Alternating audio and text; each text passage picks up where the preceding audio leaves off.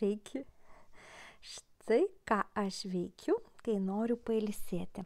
Ne visada piešiu, nes kartais būtent nuo piešimo, nuo rašiklio rankoje irgi pavargsti ir nuo daugelio veiklų, kurias tikrai darau nuoširdžiai ir labai jas mylėdama, pavargstu. Ir imuosi tada kažko visai kitko, kad galėčiau tarsi perkrauti savo vidinį mąstymo lauką, kažkaip tai naujai pasižiūrėti į senus dalykus ir tada aš labai mėgstu rankdarbiauti. Po truputį pradžioje lėleles darydama tik tai dėl savęs, aš pradėjau kurti žinomą kūrybos pamoką. Tai kūrybos pamoka vadinasi Maža lėlytė sagė ir jinai tikrai gali tapti sage, jeigu jau turite šiek tiek nagingumo įgūdžių, nes vis dėlto lėlytės pamokoje jau reikia mokėti dirbti su smulkiom detalėm arba tai nuostabi motyvacija pradėti tą daryti. O su smulkiom detalėm dirbant tikrai yra sau padedama, nes ta mažoji motorika, turbūt ne kartą esat girdėję, yra didelis mūsų tiesiog mintyjimo, galvojimo ir visokios sąmonės veiklos pagalbininkas. Atrodo, kad ką čia mes darom, siuvinėjam, neriam arba dar kažką, o tuo pačiu mūsų smegenys vystosi ir ten neurojungčių daugėja ir visokie geri dalykai darosi. Taigi ta lėlyčių pamokėlė, žinoma, kaip ir visada mano pamokose, turi didžiulį terapinį poveikį.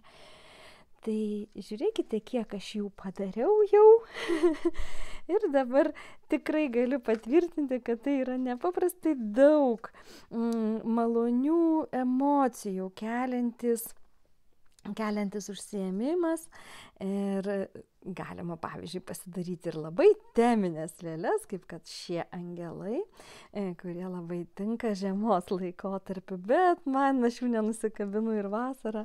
Šitas muzikinės dėželės angelas yra mano mylimiausias, puošia mano palangę prie mano darbo stalo. Tai va, bet kas mūsų laukia toje pamokoje? Matot, įsijausti galima stipriai. Čia ne vienus metus kaupta kolekcija, bet tiek jas visas myliu ir matot, gali būti ir mažesnė, ir didesnė. Mažesnės, žinoma, lėlytes reikia jau truputį daugiau įgūdžių padaryti mažesnę.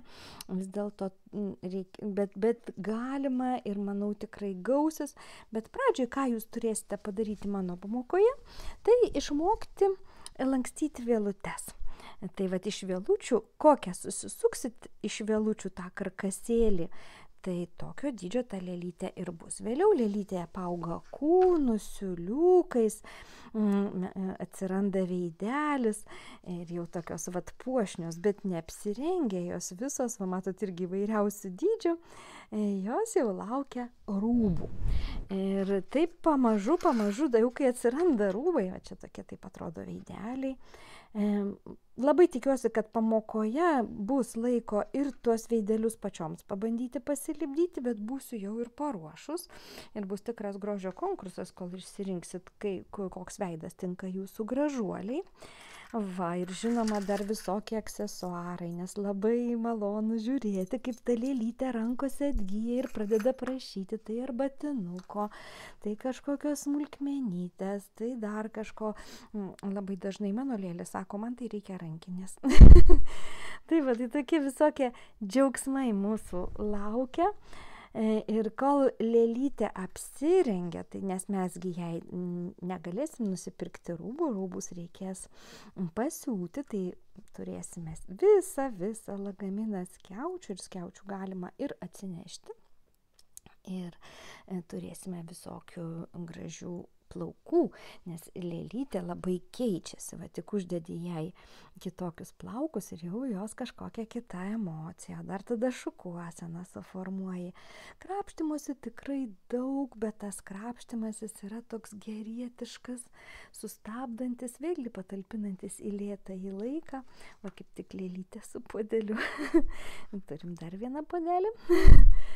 Va, ir jos po truputį gauna charakterį. Na ir toks kaip savotiškas gaunasi amuleto kūrimas, ypač pirmosios lėlytės, aš jausdavau, kad aš kaip kokią draugę savo pasidarau. Na va, tai Man atrodo, aš trumpai papasakau, ką veiksim. 3 valandų tikrai praktiškai pritrūksta. Jeigu neskubėti įsijausti, tai labai dažnai jau būna lyg ir sukurtas rūbas, bet dar dėl to aš savo pamokas padariau tokias 2. Žodžiu, mes 3 valandas darome, viską suprantame ir vėliau galime jau namie pabaigti siūti lėlytę į rūbą. Arba mes tiesiog pasimam tą brangesnį variantą 6 valandos ir per 6 valandas tikėtina, kad spėsite viską arba netgi kelias lėlytes ir veidukus nusilipdyti ir pabendrauti. Tai jums spręsti. Pamoka yra, sakau, 2 dalių. Galite likti tik tai vienoje, už mažesnį mokestį 3 valandų dalyje arba nusipirkti prabangų 6 valandų pabuvimą su manimi ir sau smagiai vakaroti nuo 11 valandų iki 5 mano dirbtuvėje Vilniuje. Labai visų laukiu. Tikiuosi, kad smagiai praleisime laiką ir išsinešite delne mažą draugę, kurią pačios būsite susikūrę, o gal net kelias drauges. Iki pasimatymo.